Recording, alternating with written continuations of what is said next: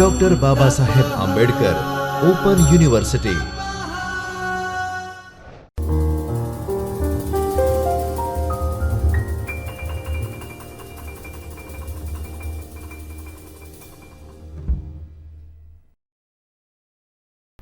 નમસ્કાર. Doctor Baba Saheb Ambedkar open યુનિવર્સિટીમાં હું doctor Diptiba Gohil, assistant professor in political science, આપનું સ્વાગત કરું છું. વિદ્યાર્થીઓ રાજ્યશાસ્ત્ર વિષય અંતર્ગત TYBMમાં PSCM પેપર 6 આધુનિક ભારતીય રાજનૈતિક વિચારધારાઓનું છે અને આ પેપર અંતર્ગત મારા છેલ્લા વિડીયો લેક્ચરમાં અમે ગોપાલકૃષ્ણ ગોખલેના રાજકીય વિચારો વિશે સમજૂતી આપી હતી. ગોપાલકૃષ્ણ ગોખલેના જીવન ઘડતરની આપણે વાત કરી, એમના રાજકીય ચિંતનના સ્ત્રોત અંગેની વાત કરી, બ્રિટિશરોનું શાસન અને ભારત ઉપર એનો જે પ્રભાવ હતો એની આપણે વાત કરી, અને હવે તેમના રાજકીય ચિંતનના ક્ષેત્રમાં આગળ કન્ટિન્યુ એમના ઉદારમતવાદ અંગેના વિચારો અને એનો અભ્યાસ આપણે કરીશું. વિદ્યાર્થીઓ, આ સમગ્ર વિડીયો લેક્ચરમાં આખી જ રૂપરેખા આ પ્રકારેની રહેશે. એમના વિચારો જાણ્યા બાદ એનો સારાંશ હું તમને સમજાવીશ અને કેટલોક સ્વાધ્યાય પણ આપીશ. ખાસ કરીને એમના રાજકીય ચિંતનના સંદર્ભમાં આજના વિડીયો લેક્ચરમાં આપણે ઉદારમતવાદી એમના વિચારોથી પરિચિત બનશું. અગાઉના આગળના મુદ્દાઓનો આપણે અભ્યાસ કરી ચૂક્યા છે અને ઉદારમતવાદ વિશે આપણે અભ્યાસ કરવાનો બાકી છે. આટલી પૂર્વ ભૂમિકા બાદ આપણે કન્ટિન્યુ જો સમજીએ ગોપાલકૃષ્ણ ગોખલેના ઉદારમતવાદ અંગેના વિચારોના સંદર્ભમાં, તો આગળના મેં શરૂઆતમાં જ આપણે જણાવ્યું હતું તેમ કે ગોખલે તત્વતઃ એક ઉદારમતવાદી ચિંતક હતા, પણ એમનો ઉદારમતવાદ 18મી સદી અને 19મી સદીના યુરોપીય પ્રશિષ્ટ ઉદારમતવાદ કરતાં થોડો જુદો પ્રકારનો હતો.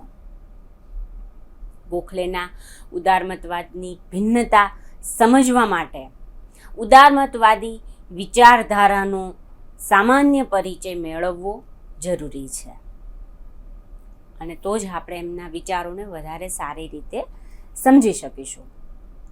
ઉદારમતવાદની વ્યાખ્યા જુદી જુદી રીતે આપવામાં આવી છે, અને છતાં જો આપણે એને ઓવરઓલ એક સમજીએ તો એક વિચારક તરીકે વ્યક્તિ સ્વાતંત્ર્યને વરેલી આ વિચારધારા છે.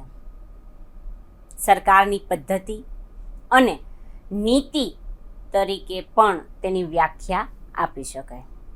સમાજના સંગઠનના એક સિદ્ધાંત તરીકે તેમજ એક વ્યક્તિ કે સમાજ માટે જીવન જીવવાની એક શૈલી તરીકે તેને વ્યાખ્યાબદ્ધ કરી શકાય. સ્વતંત્રતા એ ઉદારમતવાદનો ચાવીરૂપ સિદ્ધાંત છે અને જીવનના કોઈ પણ ક્ષેત્રમાં કોઈ પણ પ્રકારની બળજબરીનો તે વિરોધ કરે છે. સામાજિક ક્ષેત્રમાં ઉદારમતવાદ બિન સાંપ્રદાયિકતાનો પરિચાયક છે તેમ આપણે કહી શકીએ. ધાર્મિક રૂઢિચુસ્તતાના બંધનોમાંથી મનુષ્ય મુક્ત હોવો જોઈએ એની તેઓ હિમાયત કરે છે. ઉપરાંત એ મનુષ્યની અંતઃકરણની સ્વતંત્રતામાં માને છે. આર્થિક ક્ષેત્રમાં ઉત્પાદનની આંતરિક સ્વતંત્રતા અને બાહ્ય ક્ષેત્રમાં નિકાસની સ્વતંત્રતા સાથેના મુક્ત વેપારમાં તે માને છે. ચીજવસ્તુઓની આયાત નિકાસ પર કોઈ અંકુશો ન હોવા જોઈએ, એટલે કે મુક્ત સ્પર્ધામાં તે માને છે. કુદરતી સાધન સ્ત્રોતોના ઉપયોગમાં એ માને છે. તેના લાભોનું વિતરણ વ્યક્તિઓ દ્વારા થાય એવી હિમાયત તે કરે છે. રાજકારણના ક્ષેત્રમાં ઉદારમતવાદ રાષ્ટ્રના આર્થિક જીવનમાં રાજ્યની ભૂમિકા સીમિત કરવા ઉપર ભાર આપે છે. તો બીજી બાજુ તે ઔદ્યોગિક વિકાસ અને વેપાર વૃદ્ધિમાં રાજ્ય વિધાયક ભૂમિકા ભજવે એમ પણ ઈચ્છે છે.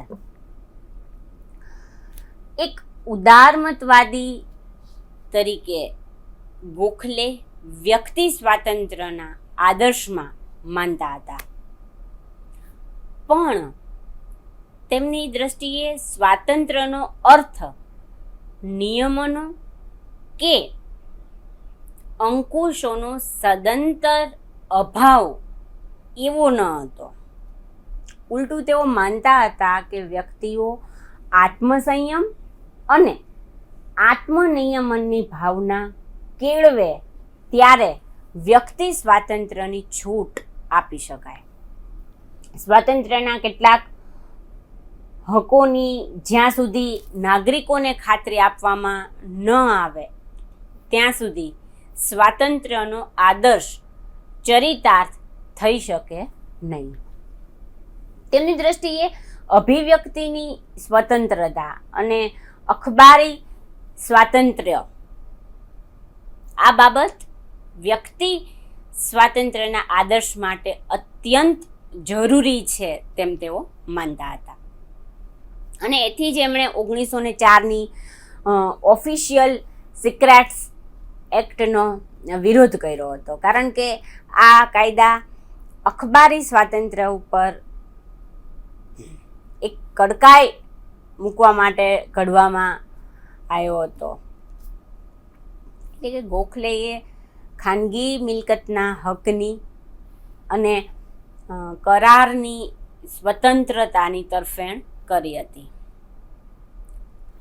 Land revenue code amendment bill પર તેમણે જે વિવરણ કર્યું છે એમાં એમણે કહ્યું હતું કે પોતાની જમીનો પરના માલિકી હકોની બાબતમાં સામાન્ય લોકો ઘણા આગ્રહી છે અને એમના આ હકો પર સીધા કે આડકતરા પ્રવાહોનો સામનો કરવા તેઓ પોતાનાથી થાય એ બધું કરી છૂટશે. આથી જ્યારે એમની આ હકો ઝૂંટવી લેવામાં આવશે ત્યારે એને તેઓ એમના સ્વાતંત્ર્યના હકો પરની ગંભીર તરાપ ગણાશે. આમ ગોખલેએ ખાનગી મિલકતના હકનું વ્યક્તિ સ્વાતંત્ર્ય અને કરાર કરવાની સ્વતંત્રતાનો બચાવ કર્યો હતો, કારણ કે એમની દ્રષ્ટિએ આ હકો ઉદારમતવાદી સિદ્ધાંતના હાર્દરૂપ છે. વ્યક્તિ સ્વાતંત્ર્ય અને આવશ્યક નાગરિક હકોના માટે તેમણે ગોખલેએ દેશમાં પ્રાતિનિધિક સંસ્થાઓની સ્થાપના કરવાનું સૂચન કર્યું હતું.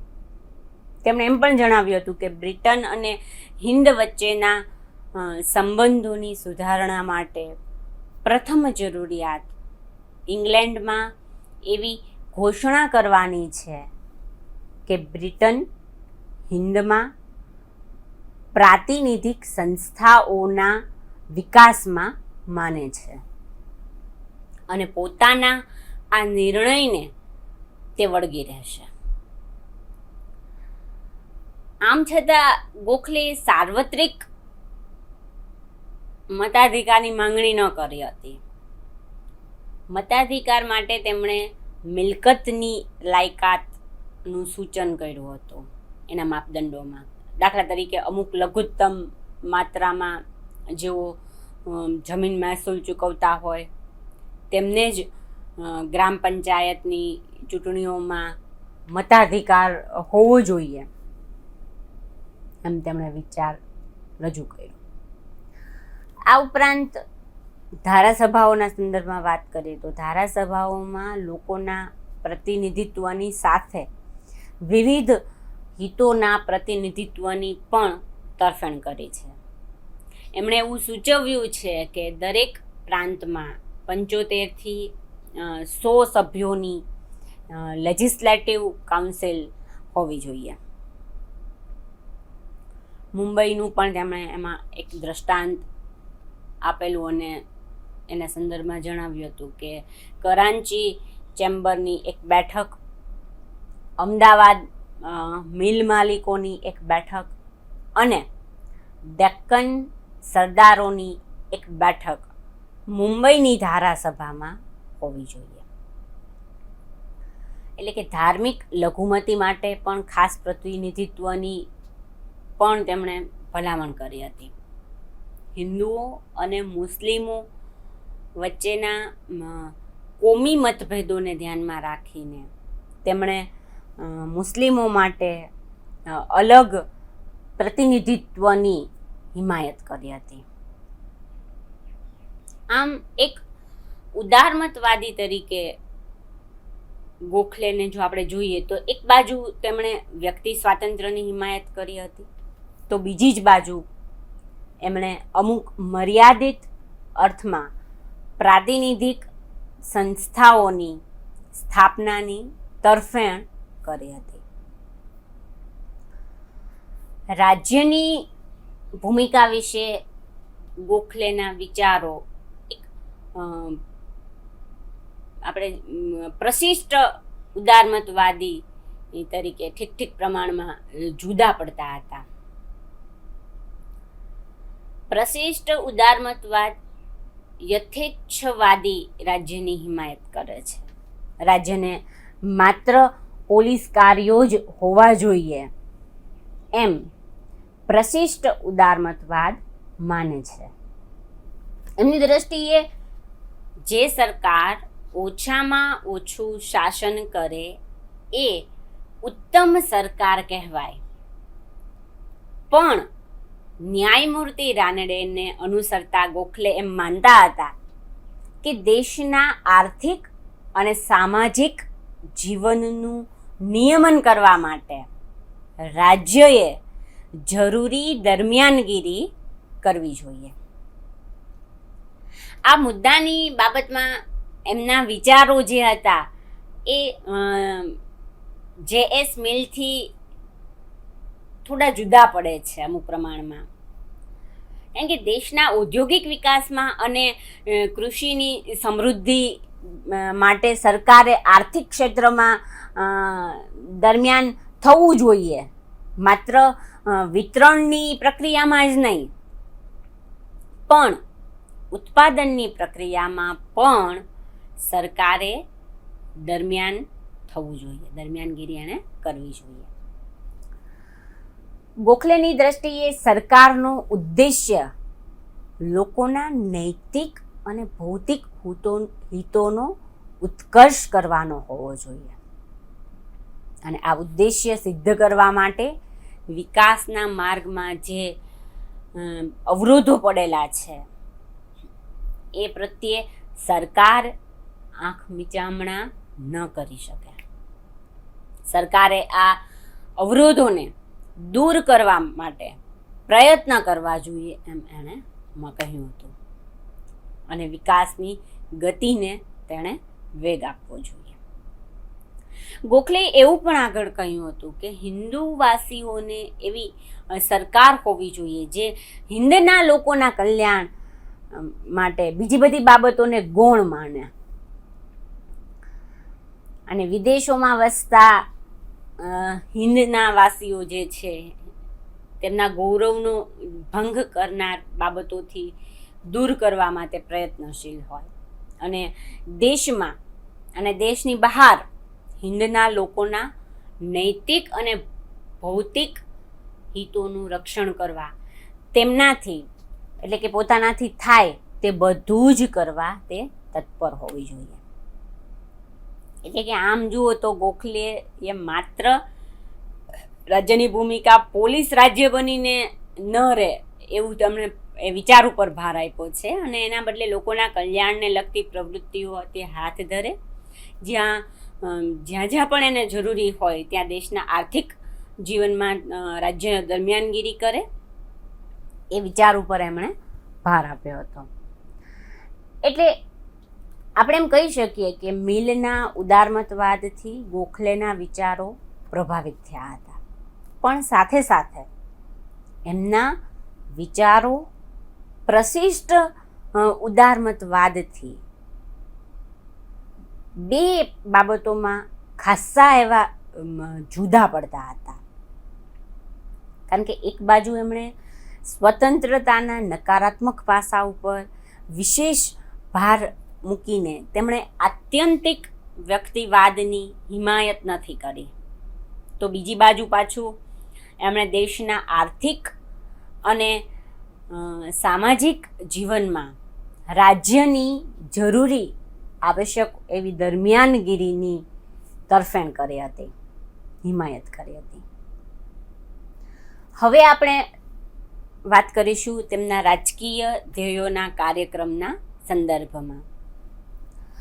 હિન્દમાંના બ્રિટિશ શાસન સંબંધિત તેમની જે આપણે સમજૂતી છે, તેમના રાજકીય ધ્યેયો અને કાર્યક્રમો મહદ અંશે નિર્ધારિત થયા હતા.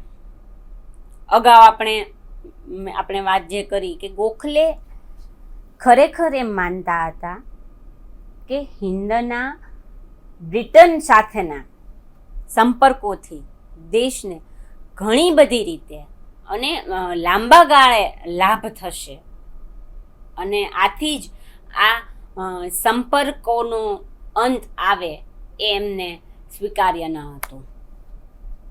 અને એટલા માટે જ તેમણે જે રાજકીય ધ્યેય નજર સમક્ષ રાખ્યું હતું તે હિન્દ માટે સ્વશાસનનું હતું. આરંભિક કોંગ્રેસી નેતાઓને પણ સારી સરકારથી સંતોષ હતો, એવી સરકાર જે કાર્યક્ષમ હોય અને પ્રબુદ્ધ હોય. પણ દાદાભાઈ નવરોજીની જેમ ગોખલેને પણ એમ લાગ્યું હતું કે સ્વશાસન સિવાય સારી સરકાર કદાપી શક્ય બનશે નહીં. ઉપરાંત તેઓ એમ માનતા હતા કે બ્રિટન હિન્દને સારી સરકાર પૂરી પાડે છે, એ અર્થમાં કે સમાજમાં તેણે કાયદો અને વ્યવસ્થાની સ્થાપના કરી છે. પણ હિન્દુવાસીઓને સરકારના કામમાં સાંકળવાનો સમય હવે આવ્યો છે, અને આ ત્યારે જ શક્ય બની શકે જ્યારે બ્રિટિશરો હિન્દને સ્વશાસન આપે, એવો એમણે વિચાર રજૂ કર્યો. બનારસ કોંગ્રેસ 1905ના પ્રમુખ પદેથી પ્રવચન આપતા તેમણે જણાવ્યું હતું કે કોંગ્રેસ ઈચ્છે છે કે આ બધું હવે બદલાવવું જોઈએ અને હિન્દનું શાસન હિન્દવાસીઓના હિતમાં જ ચાલવું જોઈએ. આપણા દેશની સરકારમાં જેટલા પ્રમાણમાં આપણો અવાજ વધતો જશે તેટલા પ્રમાણમાં આ ધ્યેય સિદ્ધ થશે, એમ તેમણે જણાવ્યું. માત્ર સારી સરકાર પર જ ભાર નથી આપ્યો એમણે, પણ તેમણે ગોખલે એનાથી પણ એક સ્ટેપ આગળ ગયા અને એમણે ભારત માટે સ્વશાસનની માંગણી રજૂ કરી. આ સ્વશાસન શબ્દ અગત્યનો છે, કે સ્વશાસનનો અર્થ શું? સ્વશાસનને લગતા ગોખલેના વિચારો અરવિંદ અને બિપિનચંદ્ર પાલ જેવા ચિંતકોથી જુદા પડતા હતા. કારણ કે સ્વશાસનનો અર્થ ગોખલેની દ્રષ્ટિએ અલગ હતો. તેમની દ્રષ્ટિએ હિન્દ માટે સંપૂર્ણ આઝાદી એવો થતો ન હતો, પણ બ્રિટિશ સામ્રાજ્યની મર્યાદામાં રહીને તેમણે સ્વશાસનની માંગણી કરી હતી. એટલે બીજા શબ્દોમાં જો આપણે કહીએ તો બ્રિટિશ સામ્રાજ્યમાં જે સ્વશાસિત સંસ્થાઓમાં જે પ્રકારનું શાસન તે સમયે અસ્તિત્વ ધરાવતું હતું તેવા શાસનની તેમણે માંગણી કરી હતી. બ્રિટન સાથે કોઈ સંપર્ક કે સંબંધ ન હોય એવા પ્રકારના પૂર્ણ સ્વરાજ્યની માંગણી અરવિંદ જેવા ચિંતક કરતા હતા. અને એટલા હદ સુધી ગોખલે જવા માંગતા ન હતા. સ્વશાસન માટે તેઓ સ્વરાજ શબ્દ પસંદ કરતા ન હતા. તિલકે સ્વરાજની માંગણી કરી હતી, કારણ કે તિલકનો સ્વરાજનો ખ્યાલ વધુ વ્યાપક અર્થ ધરાવતો હતો અને એમાં હિન્દની સંપૂર્ણપણે સ્વતંત્ર થાય એ ખ્યાલ તેમાં રહેલો હતો.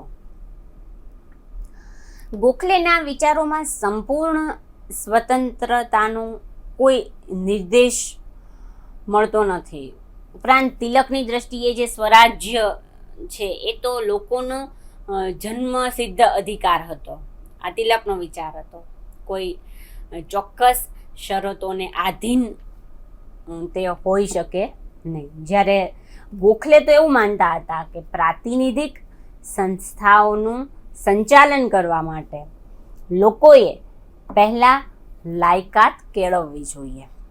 એ માટે એમણે પહેલાં સજ્જ થવું જોઈએ એમ તેઓ માનતા હતા. પશ્ચિમી રાજકીય સંસ્થાઓના સંચાલન માટેની જરૂરી સજ્જતા પૂર્વના લોકો વ્યવહારુ અનુભવ અને પ્રયોગો દ્વારા જ પ્રાપ્ત કરી શકે તેવું ગોખલે માનતા હતા. અને આ વ્યવહારુ તાલીમ અને અનુભવ બ્રિટિશ સાથેનો સંપર્ક ચાલુ રાખીને જ મેળવી શકાય તેવું ગોખલે ગંભીરતાથી માનતા હતા. સ્વશાસનનું ધ્યેય ચરિતાર્થ કરવા માટે ગોખલેએ એ માટેના રાજકીય કાર્યક્રમો અને તેને અનુરૂપ પદ્ધતિઓની વિચારણા કરી હતી. તેમના રાજકીય કાર્યક્રમમાં કેટલાક સુધારાઓનો સમાવેશ થતો હતો. મુખ્યત્વે જોઈએ તો તેમના સુધારાના સંદર્ભમાં 3-4 બાબતો ખૂબ અગત્યની છે કે વહીવટ અને શાસન પરના અંકુશમાં લોકોનો વધુ હિસ્સો હાંસલ કરવો, એમાં લેજિસ્લેટિવ કાઉન્સિલમાં સુધારા, સેક્રેટરી ઓફ સ્ટેટની કાઉન્સિલમાં અને કારોબારી સમિતિઓમાં હિન્દુવાસીઓની નિમણૂક કરવી અને દેશની જાહેર સેવાઓમાં હિન્દુવાસીઓને વધુ સ્થાન આપવું, એ બાબતોનો સમાવેશ થાય છે. કારોબારી કાર્યોથી ન્યાય વિષયક કાર્યો ભિન્ન કરવા, પોલીસ તંત્રમાં સુધારા અને એવી બીજી દરખાસ્તોનો સમાવેશ, વહીવટની પદ્ધતિઓની સુધારણા કરવામાં આવે. આ ઉપરાંત કરદાતાઓ ઉપરનું ભારણ ઘટાડવા અને પ્રાપ્ય સાધનોના વધુ ને વધુ કાર્યક્ષમ ઉપયોગના પગલાં ઉપર તેમણે ભાર આપ્યો હતો, જેમાં લશ્કરી ખર્ચામાં ઘટાડો અને જમીનની આકારણી વધુ માફકસરની કરવી જેવી બાબતોનો સમાવેશ થાય છે. સામાન્ય લોકોની સ્થિતિ સુધારવા તેમણે પ્રાથમિકતા આપી અને પ્રાથમિક શિક્ષણનો ફેલાવો કરવો, ઔદ્યોગિક અને ટેકનિકલ શિક્ષણ માટેની સવલતો ઊભી કરવી, જનસુખાકારી માટે જે ગ્રાન્ટ આપવામાં આવે છે તેમાં વધારો કરવો, ખેડૂતોના દેવાનો જે પ્રશ્ન હોય તે હલ કરવાનો પ્રયત્ન કરવો. આ વગેરે કેટલીક આવી બાબતોનો એમાં સમાવેશ થાય છે.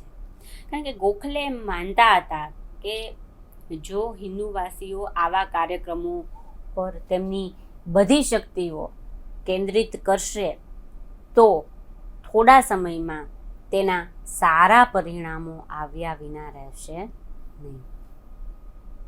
1905માં બનારસ કોંગ્રેસમાં પ્રમુખ તરીકે એમણે જે પોતાના ભાષણમાં જે ગોખલેએ વાત વ્યક્ત કરી હતી, એમણે એવી આશા વ્યક્ત કરી હતી કે કોંગ્રેસ ચળવળ શરૂ થયા પછી બ્રિટનમાં રેડિકલ અને લિબરલ પક્ષના જે સત્તા પર એ આવશે અને સંકીર્ણ અને આક્રમક સામ્રાજ્યવાદ આગળ જતા એના વળતા પાણી શરૂ થશે.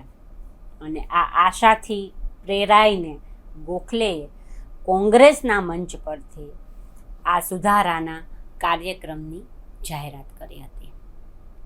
રાજકીય ધ્યેયો અને કાર્યક્રમો ચરિતાર્થ કરવા માટે ગોખલેએ જે પદ્ધતિઓની હિમાયત કરી હતી તે મુખ્યત્વે બંધારણીય પદ્ધતિઓ હતી. આ બહુ અગત્યની વાત છે કે એણે બંધારણીય પદ્ધતિની હિમાયત કરી હતી, કારણ કે તેમની દ્રષ્ટિએ રાજકીય ઉદ્દેશ્યો હાંસલ કરવાની એકમાત્ર પદ્ધતિ તે બંધારણીય પદ્ધતિ છે, જે લોકશાહીને અનુરૂપ છે. એવું એમનો વિચાર આ એક ખૂબ અગત્યનો આકર્ષક છે, કારણ કે બંધારણીય પદ્ધતિ અથવા તો આંદોલન એટલે બ્રિટિશરોને પ્રાર્થનાઓ કરવી અને અરજીઓ કરવી. આમ છતાં છેવટના એમના જે ઈલાજ તરીકે એમણે એવું કહ્યું કે શાંત પ્રતિકારની શક્યતા તેમણે નકારી કાઢી ન હતી. 9મી સપ્ટેમ્બર 1909ના રોજ મુંબઈના ટાઉન હોલમાં મળેલી એક સભામાં ગોખલેએ જણાવ્યું હતું કે ટ્રાન્સવાલ જેવા સંજોગોમાં મિસ્ટર ગાંધીએ શાંત પ્રતિકારનો આશરો લીધો તે માત્ર યોગ્ય હતો એવું જ નહીં, બધા જ સ્વમાની લોકો માટેની એ ફરજ પણ હતી. શાંત પ્રતિકાર એટલે શું? અન્યાયી કાયદા અથવા જુલ્મી પગલાંનો શાંત પ્રતિકાર કરવો અને એવા કાયદાને પાળવાનો ઇનકાર કરવો અને એ બદલ જે સજા થાય એ સ્વીકારી લેવી. જો આપણને એમ લાગતું હોય કે અમુક કાયદો ભારોભાર અન્યાયી છે અને આપણી પાસે એ બદલવા માટેનું કોઈ જ ઈલાજ નથી, તો સ્વમાની મનુષ્યો માટે એક જ માર્ગ રહે છે અને તે કાયદાને તાબે થવાનો ઇનકાર કરવો તે છે. ગોખલેનો આ શાંત પ્રતિકારનો જે ખ્યાલ છે તે તિલકની વાત કરીએ કે અરવિંદની વાત કરીએ તો તેના કરતાં જુદો પ્રકારનો હતો એમ કહી શકીએ, કારણ કે જહાલવાદી જે નેતાઓ હતા તે શાંત પ્રતિકારનો એક આક્રમક પગલાં તરીકે ઉપયોગ કરવાની તેમની હિમાયત હતી, જબકી ગોપાલકૃષ્ણ ગોખલે એનો ઉપયોગ રક્ષણાત્મક પગલાં તરીકે કરવા ઉપર ભાર આપતા હતા. એમણે ખાસ એની ઉપર ભાર મૂક્યો હતો. ગોખલેના આ શાંત પ્રતિકારના વિચારોમાં બળવો કે વિદેશી આક્રમણ વખતે આક્રમકોને મદદ કરવી વગેરેનો સમાવેશ થતો ન હતો. જહાલવાદીઓ શાંત પ્રતિકારમાં બળવા કે હિંસાને બાકાત રાખતા ન હતા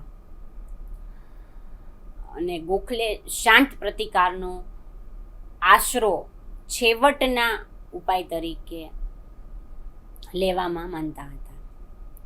ખાસ તો બીજી બધી પદ્ધતિઓ નિષ્ફળ નીવડી હોય ત્યારે એમની દ્રષ્ટિએ શાંત પ્રતિકારની ચળવળ નૈતિક, આધ્યાત્મિક અને કોઈ પણ પ્રકારના વેરભાવ વિના ચાલવી જોઈએ એમ તેઓ માનતા હતા. અને આથી જ આપણે એમ કહી શકીએ કે ગોપાલકૃષ્ણ ગોખલે સૈદ્ધાંતિક રીતે શાંત પ્રતિકારમાં માનતા હતા, પણ તેમણે હિંદમાં તેની હિમાયત કરી ન હતી. જ્યાં સુધી બંધારણીય લડતની શક્યતાઓ પૂરેપૂરી ખલાસ ન થઈ જાય ત્યાં સુધી એ પદ્ધતિનો